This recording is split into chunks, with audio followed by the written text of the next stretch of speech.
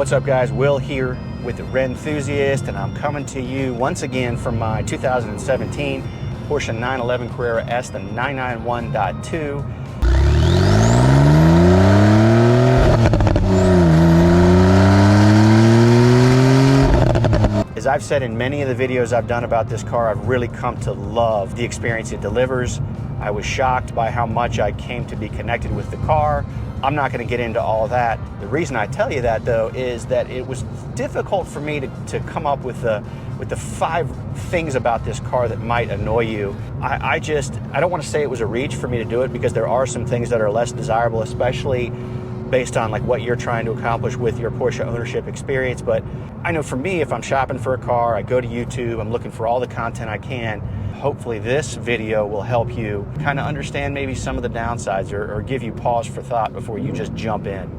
Okay, the first thing that has come to annoy me about this 991.2 is the size. So I have become accustomed to it, but I have an air-cooled Porsche ownership background. I've owned almost every generation of the vintage cars just because I'm a serial experiencer, man. I love buying, I love the hunt, I love the initial acquisition, I love dialing them in, I love driving them, and that's just me. So my background comes from the idea of muscling a small car through twisties, and so when I got into this 991, it was a little bit of a learning curve for me to get used to the size of the car. And so, you know, if you're used to owning modern 911s, then I don't think that will bother you. But that was the first thing about the car that annoyed me, that took me a little while to kind of adjust to. The second thing about the 991.2 that might annoy you, that's really easily, quickly, instantly fixable, is the tame, lame characteristics of the car when you're just in normal mode and you're not in Sport or Sport Plus. So the exhaust note sounds like a vacuum cleaner. The car is just not very responsive. Why would they even have, like, why aren't these cars like always in Sport or Sport Plus? That's the second thing that I found annoying, or I continue to find annoying about the car, is it just sounds so lame. I mean, in fact, I had a friend of mine, sidebar, a friend of mine came out, he wanted to experience the car. He has a 718 GT4. He's like, hey, can I drive your 991? I'm like, sure. He was completely underwhelmed, and I was such an idiot that I didn't turn on Sport for him. And so he walked away thinking, man, this is like a sedan. What is this? Okay, the third thing that might annoy you about this 991.2, and this is kind of a tongue-in-cheek thing, but it has annoyed me, is just how easy it is to rack up the miles on this car. I don't want to keep beating this horse. You've been watching the videos, but I wanted to buy this car, experience this car for a period of time, and then, you know, get my money back out of the car, hopefully, you know, every dollar that I had spent. And, you know, as you're well aware, depreciation is a factor as you add miles, and it devalues the car. And so for me, it was just annoying. I mean, I know some of you guys are going to rip me up for this, but it was annoying that I was constantly drawn to the car and I just kept getting in it. So I was like kind of held hostage. I want to drive it a lot. I want to go on my road trips in it, but man, the miles are racking up too. And so that was something that was a consideration for me. So whatever I replace this car with, I want to set that concept out of my mind and just experience the car without worrying about it. Okay, the fourth thing that might annoy you about this car, especially if you're in search mode right now, the rarity of manual examples. I have really, really loved the manual experience of this car, with the exception of one thing that I'll share with you in a minute. I would not want to own a PDK. I know some guys out there are PDK lovers. They're purists. They don't want to, I should say I'm purists. They're not interested in the manual. And I'll give you this, like the PDK is way better than any human can be, but I don't know, I'm old school. I love rolling through the gears. And so part of the reason I jumped on this car is really, it's kind of a unicorn, not in terms of the color combination, but just the fact that it's a 991.2 Carrera S in manual.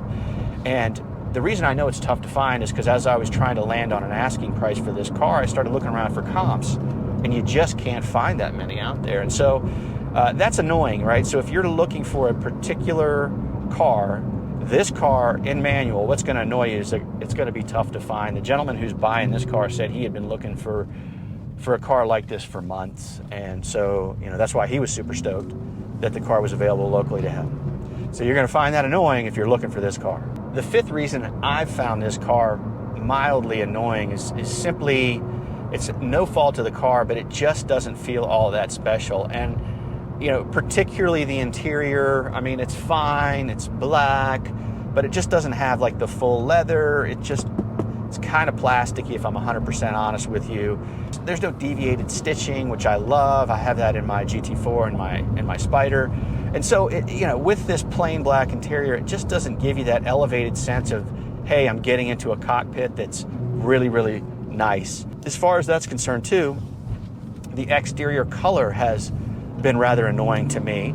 I'm not a black exterior guy, and it's funny, like, you see a lot of that in Facebook groups, the commentary, it's funny to me that Porsche produces so many black cars when you have so many guys that just aren't excited about them. I will say that's annoyed me, but I will also say that there's nothing like a black 911 when it's clean. The problem with a black 911 is it's very hard to keep clean. Okay, this is a bonus annoyance about this car, and I think it's very important that you keep this in mind. So the sixth reason I find this car, or I have found this car mildly annoying, is the clutch is really, really light, and it took me a while to really learn to master it and find the engagement point. I'm there now, but I prefer a heavier clutch. I really like just feeling that engagement, feeling like it's making you work a little bit. My Spider has that, my GT4 has that. You know, my older cars have had that to one degree or another. The 915 transmission cars it's a totally different animal. But it's just, it's not. The 997.1 turbo manual I had, like the engagement point, I guess because it was a hydraulic clutch, it just felt squishy and it moved on you. This car is not like that, but you know, certainly the clutch is not heavy.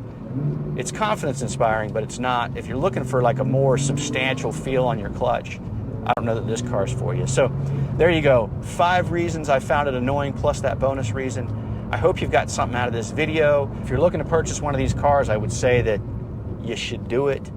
I have really enjoyed it, and I'll be replacing it with something I think will be equally or more fun. Appreciate you watching. See you next time.